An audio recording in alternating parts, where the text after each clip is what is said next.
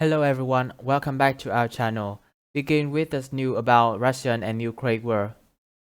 UN Assembly vote to demand that Russia stop war in Ukraine.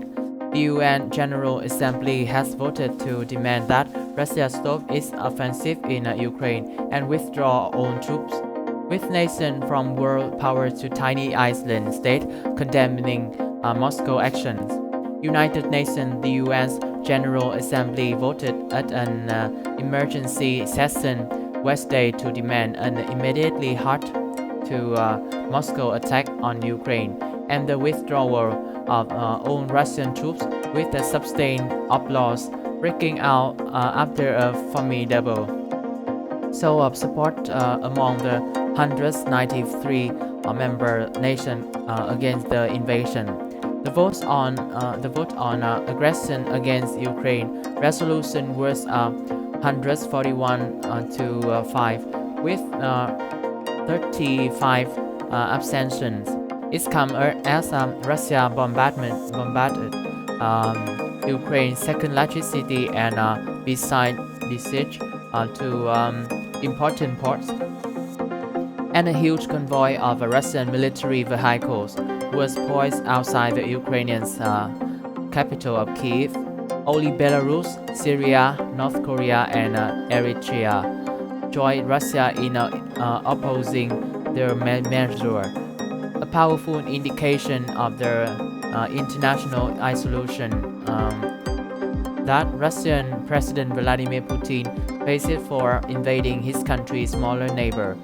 And their resolution supporters sought to emphasize.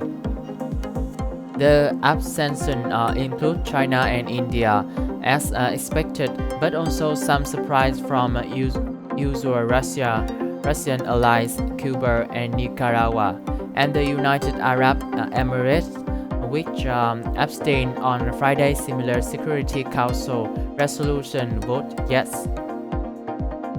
Cuba has spoken in Russia's defense on Tuesday, with Ambassador Pedro Luis Cuesta blaming the crisis on what he said is U.S.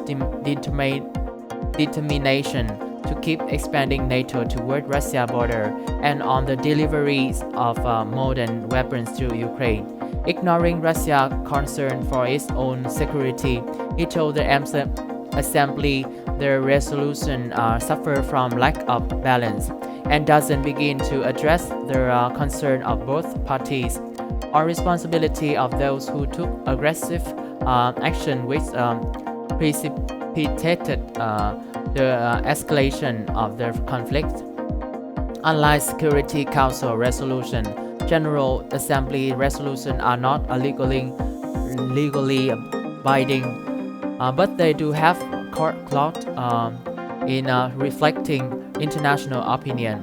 Under special emergency session rules, a resolution needs approval of 2/3 of those countries voting, and abstention don't count.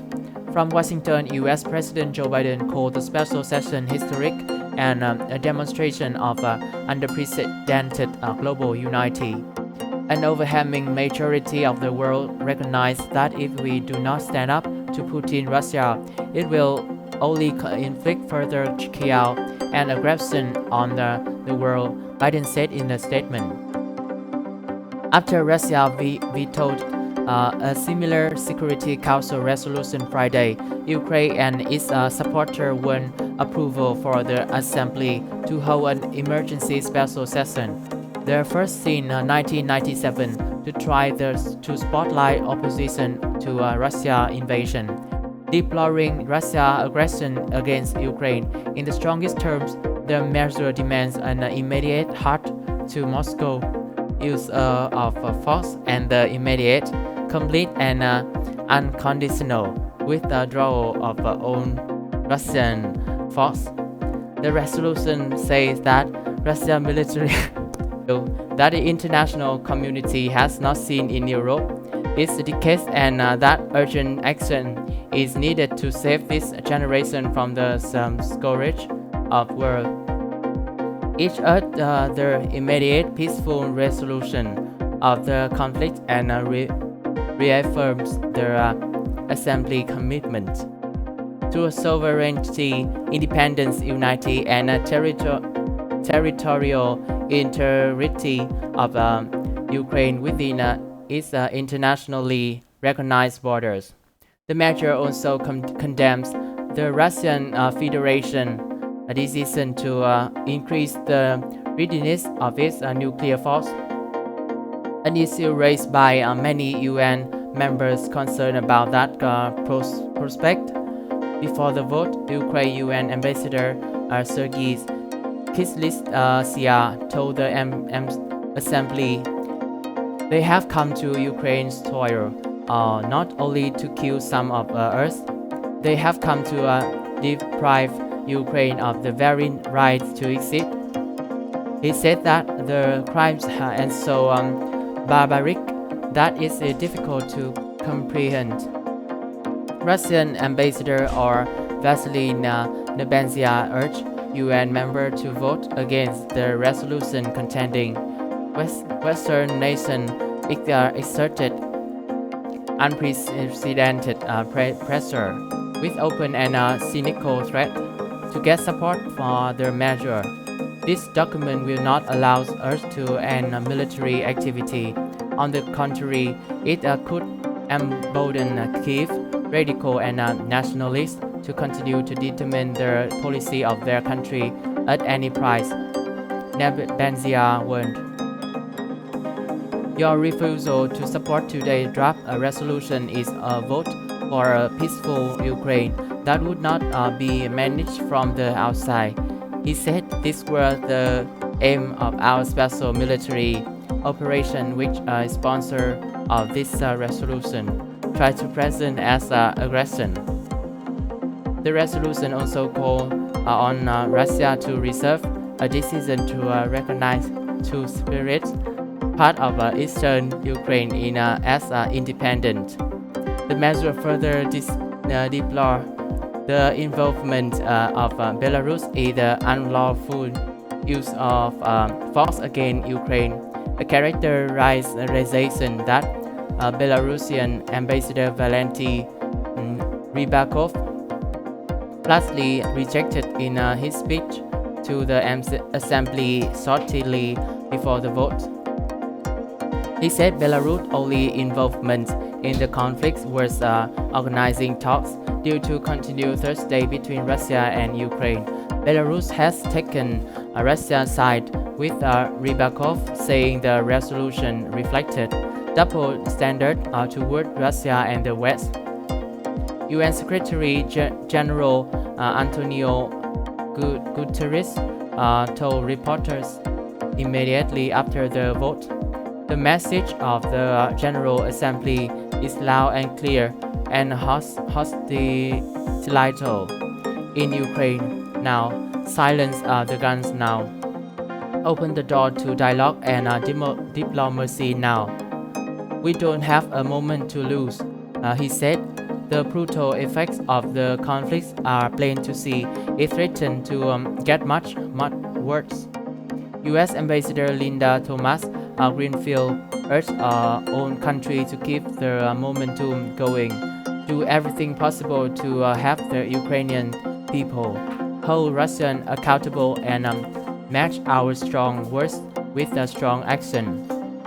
Explaining China obsession, Ambassador Zhang Jun used a more emotional language than at previous UN meeting, citing dramatic changes of the situation in Ukraine and calling what is unfolding heart-wrenching.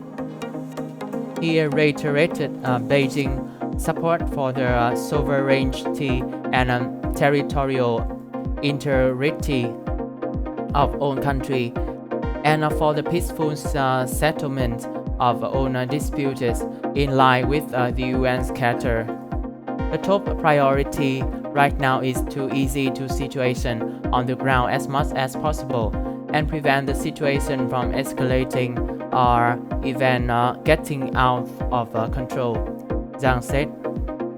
During more than 2 days of meeting preceding the vote, there were speeches from about 120 countries. from the tiny Pacific island nation of Palau to Europe economic powerhouse Germany. Country after country lashed out at Russia invasion of Ukraine and urged support for the UN resolution. There were only a few that supported Russia and some that took no position, such as South Africa, urging a compromise and diplomacy to find a lasting resolution to the crisis. South Africa abstained.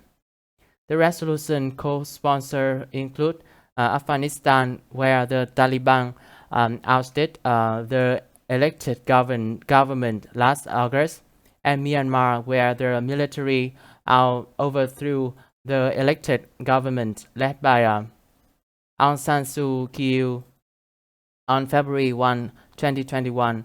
By neither the Taliban nor Myanmar military government have gained UN recognition, so that support comes from representatives of their previous government. During the meeting, some supporters of the resolution had signed under the nameplates of their country in Ukraine, blue and yellow color reading, "Today we are own Ukraine." British Ambassador Barbara Woodward said the vote sent a clear message that the Assembly condemn Putin and support Ukraine. "We have stood up against those who seek to redraw the world's borders by a threat or use a force," she said. For if President Putin's aggression against Ukraine goes unchecked, which country could be next? This is the end of our news today. If you like this video, please like and subscribe for our channel. Thanks for watching.